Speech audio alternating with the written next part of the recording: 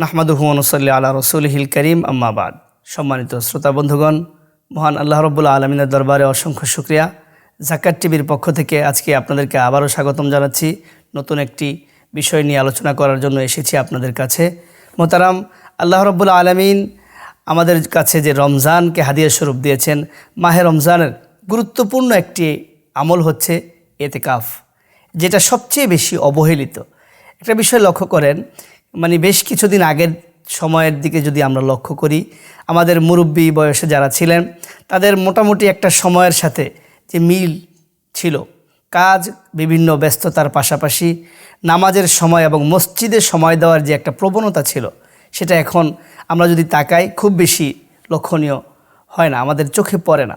অথচ দেখেছি আমাদের দাদা নানাদেরকে যে জোহরের আজান যদি হয় 1:45, তারও 10 মিনিট পূর্বেই মসজিদের দিকে চলে যেতেন। মসজিদের প্রতি যে একটা টান, মোহাব্বত, এই বিষয়টা আমি বোঝাতে চাচ্ছি মূলত। কিন্তু দেখেন, এখন আমাদের ব্যস্ততার বাহানা দিয়ে আমরা সমাজের মধ্যে যারা ধার্মিক পরিচয় বহন করে চলমান, তাদের ক্ষেত্রেও অনেক বিষয় দেখা যায় যে মসজিদে বেশি সময় আমরা দিতে চাই না বিভিন্ন বাহানা দিয়ে। অথচ আমাদের এরকমটা হওয়া উচিত ছিল না। মুমিনের কল্ব সবসময় মসজিদের দিকে ধাবিত থাকবে, এটাই প্রকৃত মুমিনের পরিচয়। আব্দুল্লাহ ইবনে জুবায়ের রাদিয়াল্লাহু তাআলা আনহু একজন বিদগ্ধ সাহাবী, আপনারা হয়তো নাম শুনেছেন অনেকে, যাকে মসজিদের কবুতর বলা হতো। হযরত আবু বকর সিদ্দিক রাদিয়াল্লাহু তাআলা আনহুর নাতি ছিলেন তিনি। সাহাবীদের মধ্যে সর্বপ্রথম মুসলিম পরিবারে জন্মগ্রহণ করা সাহাবী আব্দুল্লাহ ইবনে জুবায়ের। কারণ ওই সময় মক্কায় বিধর্মী ছিল। আল্লাহর পয়গম্বর সাল্লাল্লাহু আলাইহি ওয়াসাল্লাম ইসলামের দাওয়াত নিয়ে এসেছেন, অনেকেই পয়গম্বরের দাওয়াতে ইসলাম গ্রহণ করেছেন। কিন্তু মুসলিম পরিবারে জন্ম হয়ে সাহাবী হওয়া হযরত আব্দুল্লাহ ইবনে জুবায়েরই ছিলেন প্রথম ব্যক্তি। যাই হোক, ওনাকে মসজিদের কবুতর কেন বলা হতো? উনি যখন মসজিদে যেতেন, পরিবারের লোক এসে মসজিদের বারান্দায় বা পাশে দাঁড়িয়ে তাকে ডাকতেন যে একটু সময় পরিবারকে দেওয়ার জন্য বাহিরে আসেন। এতটাই মসজিদ প্রেমী ছিলেন। যে বিষয়টা আপনাদেরকে বোঝানোর জন্য এই কথাটা বলা, যে এতেকাফের যে বিষয়টা, মসজিদের প্রতি মহাব্বত না থাকার কারণে মুসলমানদের সাথে যে মসজিদের হৃদ্যতা, সেই বিষয়টা আমরা ভুলে যাওয়ার কারণে আজকে এতেকাফকে আমরা ভয় পাচ্ছি। এটা কেমন জানি আমাদের উপর আযাব বোঝা মনে করছি।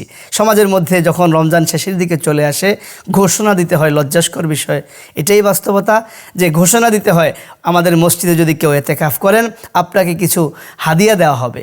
অথচ দেখেন, মুসলমানদের এই গুরুত্বপূর্ণ আমল, আল্লাহর পয়গম্বর সাল্লাল্লাহু আলাইহি ওয়াসাল্লাম জীবনে যতগুলো রমজান পেয়েছেন, তার হায়াতে কোনো দিন তিনি শেষ দশকের এতেকাফ ছাড়েননি।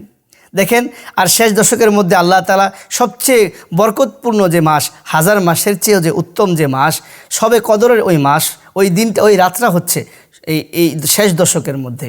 আল্লাহর পয়গম্বর সাল্লাল্লাহু আলাইহি ওয়াসাল্লাম একবার যেবার শবে কদরের ঘোষণা এসেছিল, সেবার প্রথম 10 দিন প্রথমে এতেকাফ করলেন।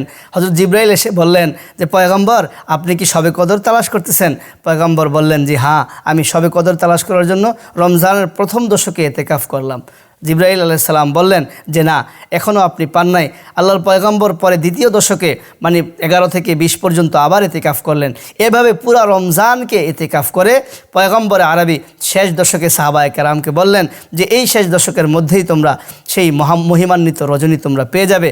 তো দেখেন, আমরা যদি শবে কদরকেও পেতে চাই, একজন মুসলমানের কত গুরুত্বপূর্ণ এই সময়টা, 1000 মাসের চেয়েও উত্তম এই রাতের যে আমল যদি আমরা পেতে চাই, তাহলে তো আমাদেরকে অবশ্যই এতেকাফ করা উচিত। এতেকাফের এই বিষয়গুলো আমাদের সমাজে খুব বেশি আলোচনা না থাকার কারণে, এর ফজিলত, গুরুত্ব আমাদের মধ্যে, আমার দিলের মধ্যে বদ্ধমূল না থাকার কারণে আজকে আমরা এতেকাফ থেকে অনেক দূরে। অথচ এটা একটা অনেক গুরুত্বপূর্ণ আমল।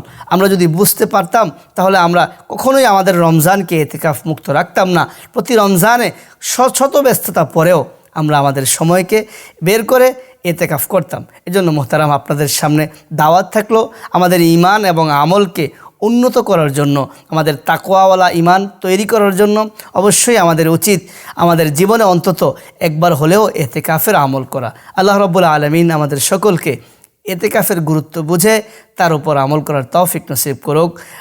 আসসালামু আলাইকুম। আমাদের সাথে থাকবেন, যাকাত টিভির সাথে থাকবেন। এরকম সুন্দর সুন্দর আরও ইসলামিক এবং মাসলা মাসাইলগত ভিডিও পাওয়ার জন্য জাকাত টিভিকে এগিয়ে নেওয়ার জন্য আমরা পাশে থাকব। আমাদের দুনিয়া আখেরাতের কল্যাণ হবে ইনশাআল্লাহ।